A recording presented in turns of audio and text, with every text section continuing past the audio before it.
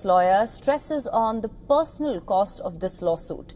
In a recent interview, he said, I'm quoting here, "It's incredibly upsetting to think that you have to go and subject yourself to put this type of proof forward. But she's firmly resolved to do what it takes to set the record straight." The couple's pain and distress over the false rumors are evident.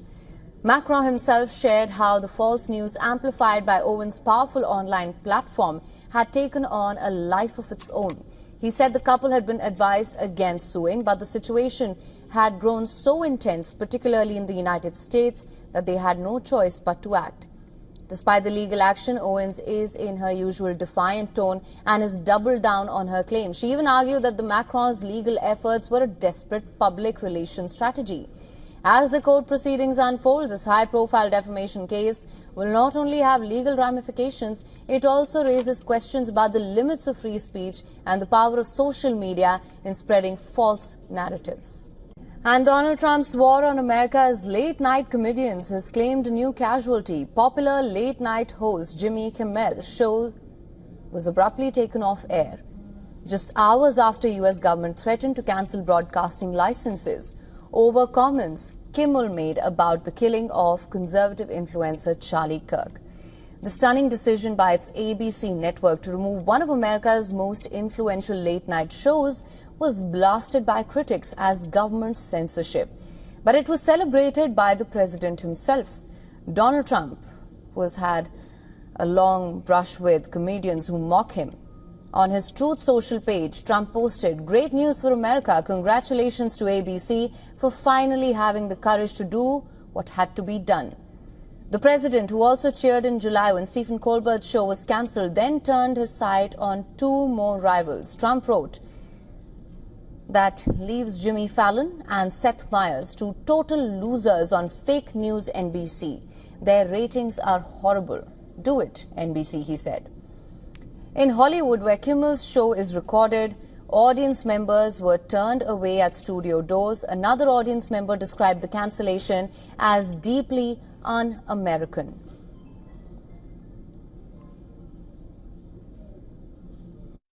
Any show that's on TV that speaks out against Donald Trump, he's trying to shut down, and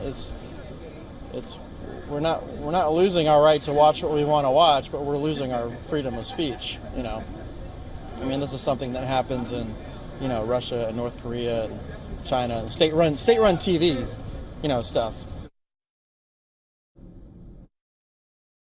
Just a week after Kirk, a Trump ally was shot dead on Utah Valley University campus. Conservatives, including Trump, have blamed the radical left, but police say 22-year-old Tyler Robinson acted alone and have charged him with murder. On Monday, Kimmel addressed the killing in his opening monologue. He accused the MAGA movement of exploiting Kirk's death for political points and mocked Trump for pivoting from a question about his friend's death to boasting about a ballroom he's building at the White House. Kimmel quipped, "This is not how an adult grieves the murder of somebody called a friend. This is how a 4-year-old mourns a goldfish." And on Wednesday, FCC Chairman Brendan Carr raised the stakes, openly threatening the licenses of ABC affiliates airing Kimmel's show. Speaking to a right-wing podcaster, Carr said that it's past time these affiliates push back. We're running the possibility of license revocation from the FCC. Within hours, Nexstar, one of the largest owners of ABC affiliates, said it would stop carrying the program. The company is currently pursuing a multi-billion-dollar merger that requires FCC approval. ABC, owned by Disney, then pulled the show nationwide. Kimmel himself has not commented, and his representatives did not respond to queries either. The White House, meanwhile, has already fired repeated broadsides at institutions critical of Trump. From universities to law firms to the media, several outlets, including ABC and CBS, have reportedly made large settlements to avoid Trump's lawsuits, with funds going towards his future presidential library. Democrats are sounding the alarm. Senator Ben Ray Lujan posted on social media, saying that Trump and FCC Chair Carr made it clear, fall in line or be silenced. Their words. California Governor Gavin Newsom wrote, buying and controlling media platforms firing commentators, cancelling shows. These aren't coincidences. It's coordinated and it's dangerous. Outside Kimmel's studio in LA, some supporters gathered in protest and have expressed their concerns about what really might be at stake in Trump's America. I'm devastated. I'm really upset. I'm really upset.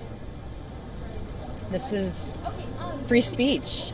We are supposed to have free speech in this country, and this is not free speech.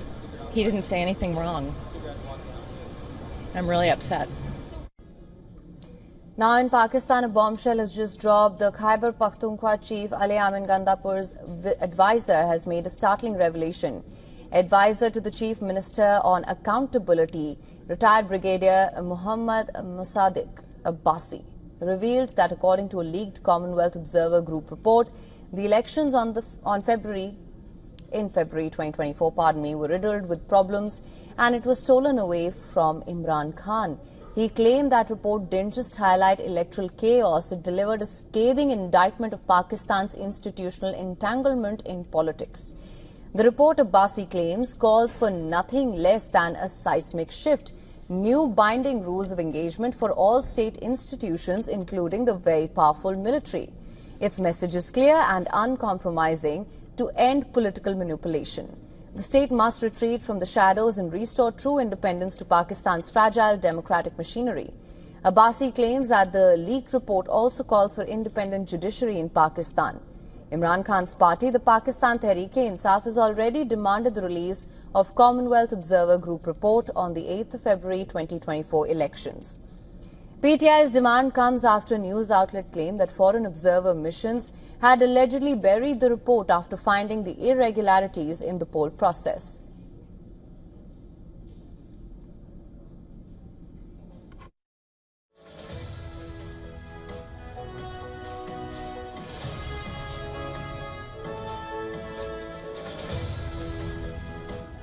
Now, the aide revealed that report paints a dark, disturbing portrait of what truly unfolded ahead of the 8th of February elections. According to its findings, this was not just a flawed democratic process, it was a systematic dismantling of political opposition. People disappeared without a trace. Homes were stormed in the dead of night. PTI offices were sealed shut. Basic human rights were trampled. It was never a level playing field. The fundraising efforts were blocked, rallies banned. Dissent was not just discouraged, it was hunted.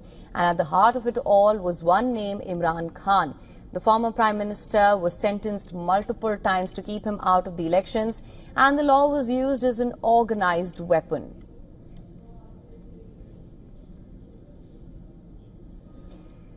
Now, the Chief Minister's aide said the report questioned the lifting of the life ban on former Prime Minister Nawaz Sharif despite his court disqualification and the denial of PTI's election symbol. It also noted that electronic media laws were altered to target individuals, journalists were killed with no accountability, and the internet was shut down on election day. When the Election Commission was asked, it claimed the issue was beyond its authority. The report revealed Abbasi further alleges the report pointed out that the forms provided to polling agents about election results were different from those which were uploaded on the election panel's website, and that the Election Act was changed to appoint retired judges and reverse the Supreme Court's decisions.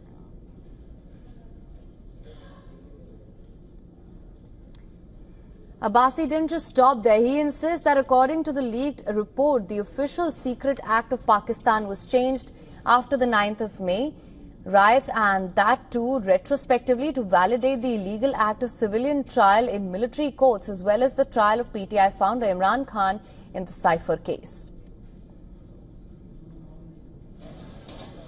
Just to recall for the viewers, in early 2023, protests took place in Pakistan after the Punjab police attempted to arrest the former Prime Minister of Pakistan, Imran Khan, nearly 1 year after his removal from office. This came after Khan failed to appear before a court in relation to the Toshakhana case, leading to a non-bailable arrest warrant being issued. Finally, on the 9th of May, Khan was arrested, immediately triggering widespread violent unrest across Pakistan, with tens of thousands of Khan supporters participating. demonstrations, vandalism, clashes with police officers and soldiers.